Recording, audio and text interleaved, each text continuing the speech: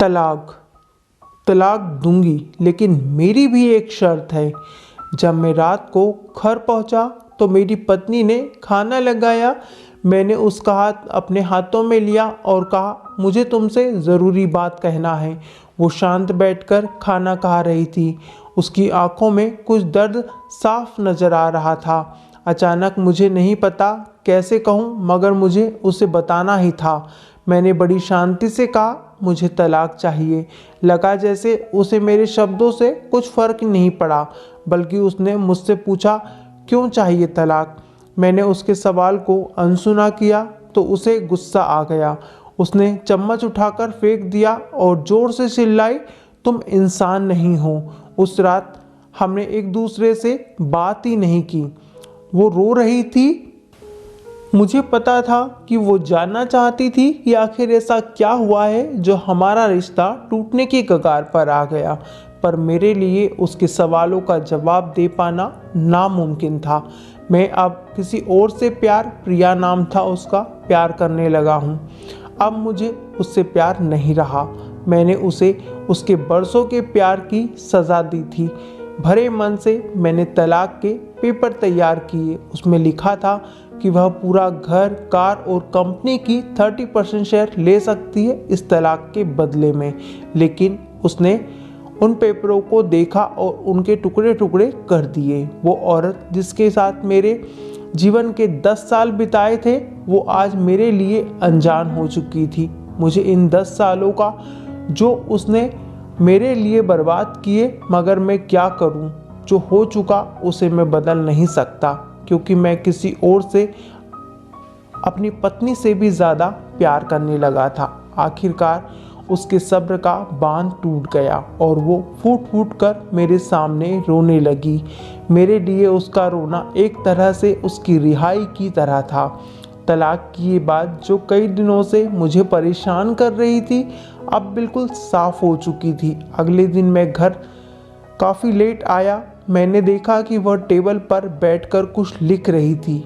मैंने शाम का खाना नहीं खाया था, लेकिन फिर भी मैं सीधे ऊपर जाकर अपने कमरे में सो गया, क्योंकि पूरा दिन प्रिया के साथ रहने और कई जगह घूमने के बाद मैं थक गया था। वो शायद रात को उसी टेबल पर लिखते लिखते सो गई थी। सुबह उसने तलाक देने की शर्त बताई।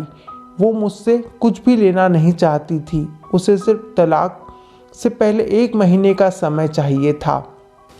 उसने आग्रह किया कि 1 महीने में हम दोनों वही पुराना जीवन जिएं जितना संभव हो सके, क्योंकि आने वाले महीने में हमारे बेटे की परीक्षा है। वह नहीं चाहती थी कि हमारे टूटे रिश्ते का प्रभाव उसकी पढ़ाई पर पड़े। मुझे भी यह ठीक लगा, मगर वो और भी कुछ चाहती थी। जैसे शादी के दिन मैं उसे उठाकर अपने शयन कक्ष तक ले गया था, उसी तरह अब हर रोज़ 1 महीने तक मैं उसे शयन कक्ष से उठाकर मुख्य द्वार तक ले जाऊं। मुझे लगा यह पागलपन है, मगर इन आखिरी दिनों को थोड़ा अच्छा बनाने के लिए मैंने उसकी यह शर्त स्वीकार कर ली। मैंने प्रिया को अपनी पत्नी की सभी शर्तें बताई तो वो हंसने लगी। उसे लगा मेरी पत्नी कितने भी तरीके अपना ले, तलाक होना तो तय है। मेरी पत्नी और मैं किसी से भी इस दौरान नहीं मिले थे, लेकिन उस दिन जब मैं उसे पहली बार उठाकर गेट तक लेकर गया तो हम दोनों काफ़ी अजीब महसूस कर रहे थे। पीछे से हमारा बेटा भी खिलखिलाकर खुश हो रहा था। अगले दिन यह काम थोड़ा सामान्य और आसान हो गया। वह मेरे सीने से लगी थी और मैं उसकी खुशबू महसूस कर रहा था। ऐसा लगा जैसे कई दिनों बाद मुझे ये खुशबू मिल रही थी, या फिर कई दिनों से मैंने उसके होने का महसूस नहीं किया था। पहले जितनी उसमें वो कसाव नहीं था और चेहरे पर कुछ हल्की झुर्रियाँ नज़र आ रही थी और बाल भी सफ़ेद होने लगे थे। ये वही औरत थी जिसने अपने जीवन के 10 साल मुझे समर्पित किए थे। चौथे दिन जब मैंने उसे उठाया तो वो पुरानी रोमांस लौटने लगी थी। 5वें और 6वें दिन वो पुराना प्यार फिर से जागने लगा। मैंने प्रिया को इस बारे में कुछ नहीं बताया। अब उसे उठाना और भी आसान हो गया था। शायद हर रोज़ यह सब करने का मैं आदी हो गया था। एक दिन वह अपनी पसंद की साड़ी निकाल रही थी, लेकिन कुछ खास नहीं ढूंढ पाई। उसने सांस भरते हुए कहा कि उसके सारे कपड़े बड़े पड़ने लगे हैं। तब मुझे पता चला कि वह काफ़ी दुबली हो गई है और इसलिए मैं उसे आसानी से उठा पा रहा था। मेरे दिल को एक झटका सा लगा।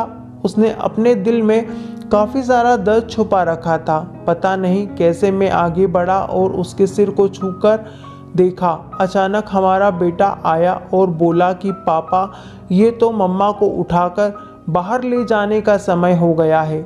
उसके लिए अपने पापा द्वारा मम्मा को इस तरह उठाकर ले जाते हुए देखना जीवन का अभिन्न हिस्सा बन गया था। मेरी बीवी ने हमारे बच्चे को बुलाया और जोर से उसे गले लगा लिया। मैंने अपना चेहरा दूसरी तरफ कर लिया। मुझे लगा कहीं मैं अपना निर्णय ना बदल लूं। मैंने अपनी पत्नी को रोज की तरह उठाया और बेडरूम से सिटिंग रूम होते हुए हॉल तक लाया। उसने प्यार से अपने दोनों हाथ मेरी गर्दन के आसपास रख दिए। मैंने उसे जोर से पकड़ रखा था, बिल्कुल हमारे सुहाग रात की तरह, मगर उसका इतना कम वजन मुझे परेशान कर रहा था। महीने के आखिरी दिन जब मैंने उसे उठाया तो मेरे लिए एकदम भी चल पाना मुश्किल हो रहा था। हमारा बेटा स्कूल जा चुका था। मैं अपनी कार से ऑफिस गया और कार से कूदकर बाहर आ गया, बिना कार को लॉक किए। मुझे डर था कि अब एक पल की भी देरी मेरा इरादा बदल देगी। मैं ऊपर गया। प्रिया ने दरवाज़ा खोला और मैंने उसे कहा, प्रिया, अब मैं अपनी पत्नी से तलाक नहीं लेना चाहता। उसने मुझे देखा और मेरे सिर पर हाथ फेरकर कहा कि तुम्हें बुखार तो नहीं है। मैंने उसका हाथ हटाया और कहा, सॉरी प्रिया, अब मुझे अपनी पत्नी से तलाक नहीं चाहिए। हमारी शादीशुदा ज़िंदगी शायद हम दोनों के ध्यान न देने की वजह से बोरिंग हो गई थी, लेकिन इसका मतलब यह तो कतई नहीं है कि हम एक दूसरे से प्यार नहीं करते। अब मुझे एहसास हुआ है कि जिस दिन मैं उसे शादी करके अपने घर लाया था, उस दिन से जीवन के आखिरी दिन तक मुझे उसका साथ निभाना है। प्रिया के होश उड़ गए। उसने मुझे एक जोरदार चाटा जड़ दिया मेरे मुंह पर। वह रोने लगी और दरवाज़ा अंदर से बंद कर लिया। मैं सीढ़ियों से नीचे उतरा और आकर अपने कार में बैठ गया। आगे एक फूल वाले की दुकान पर रुका और अपनी प्यारी पत्नी के लिए एक सुंदर सा गुलदस्ता लिया। दुकानदार ने पूछा कि इस पर क्या लिखना है। मैंने मुस्कुराते हुए कहा कि मैं तुम्हें जीवन के आखिरी दिन तक यूं ही उठाता रहूँगा। मेरी अर्धांगिनी उस शाम जब मैं घर आया तो हाथों में गुलदस्ता लिए मेरे चेहरे पर एक मुस्कान थी। मैं ऊपर अपने कमरे की तरफ भाग कर गया, लेकिन तब तक वह मुझे छोड़कर इस दुनिया से जा चुकी थी हमेशा के लिए। वो कई महीनों से कैंसर से लड़ रही थी, लेकिन मैं प्रिया के साथ इतना खोया हुआ था कि कभी ध्यान ही नहीं दिया। उसे पता था कि वह जल्द ही मुझे छोड़कर जाने वाली है, इसलिए वह मुझे और मेरे बेटे के रिश्ते को टूटने से बचाना चाहती थी। मैं नीच उसे तलाक देना चाहता था, लेकिन फिर भी उसने मुझे अपने बच्चे की नज़रों में एक प्यारा पति और पिता बना दिया। जीवन की छोटी छोटी बातें रिश्तों में बहुत महत्व रखती हैं। बड़ा घर, बड़ी कार, बैंक बैलेंस ये खुशियों का हिस्सा बन सकते हैं, ज़रूर बन सकते हैं, मगर अपनों के बिना इनकी कोई कीमत नहीं है। दोस्तों, स्टोरी अच्छी लगे तो कमेंट में ज़रूर बताइएगा।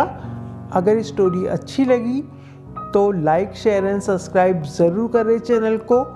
जय हिंद, जय भारत। अगली कहानी के साथ फिर मिलेंगे दोस्तों। वंदे मातरम।